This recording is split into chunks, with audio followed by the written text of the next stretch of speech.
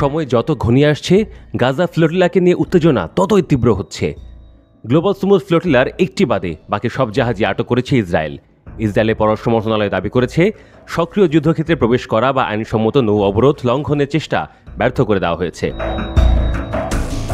Israeli মন্ত্রণালয় দাবি করেছে সব যাত্রী নিরাপদে ও সুস্থ আছেন। তাদেরকে নিরাপদে ইসরায়েলে নিয়ে যাওয়া হচ্ছে, সেখান থেকে তাদেরকে ইউরোপে ফেরত পাঠানো হবে।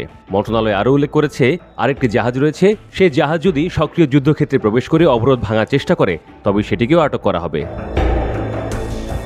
ফ্লোটিলার ট্র্যাকারের তথ্য অনুযায়ী গ্লোবাল সুমুদ ফ্লোটিলায় মোট নৌযান ছিল ৪৪টি। ইসরায়েলের বাহিনী কয়েকটি যুদ্ধ জাহাজ নিয়ে সুমুদ ফ্লোটিলার নৌযানগুলো আটক করছে। কিছু আটক করা হয়েছে গতকাল বুধবার, বাকিগুলো আজ বৃহস্পতিবার।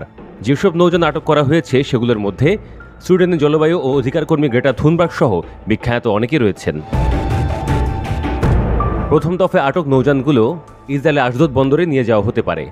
বন্দরটি অবরুদ্ধ গাজা উপত্যকা থেকে মাত্র ২০ কিলোমিটার দূরে। ইসরায়েল জানিয়েছে আটক ব্যক্তিদের প্রক্রিয়া শেষে উড়োজাহাজে করে ইউরোপ পাঠিয়ে দেওয়া হবে।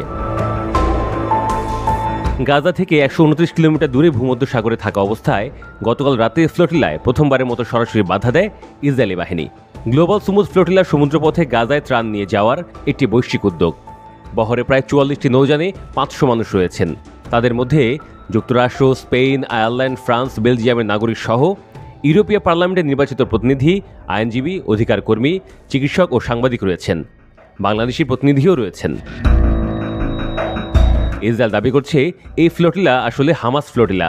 তাদের মতে উস্কানি সৃষ্টিকারী এই জাহাজগুলো সক্রিয় যুদ্ধক্ষেত্রে প্রবেশ বা নৌ অবরোধ ভাঙতে সক্ষম হয়নি। বিশ্লেষকরা বলছেন এই বহরের কোনো একটি নৌযান কোনোভাবে গাজা উপকূলে নোঙর করলে সেটি হবে ইতিহাস। গত ১৮ বছরে কেউই সেটা করতে পারেনি। আরবি শব্দ সুমুদ অর্থ ধৈর্য, অটলতা ও সহনশীলতা, আর স্প্যানিশ ফ্লোটিলা শব্দের অর্থ ছোট ছোট নৌযানের বহর। লন্ডন ভিত্তিক গণমাধ্যম মিডল ইস্ট আই জানিয়েছে ফিলিস্তিনিদের প্রেক্ষাপটে সুমুদ শব্দটি এককভাবে ব্যবহার করা হয়। যেমন ইসরায়েলের আগ্রাসনের বিরুদ্ধে ফিলিস্তিনিদের প্রতিরোধমূলক কাজকেও সুমুদ বলা হয়।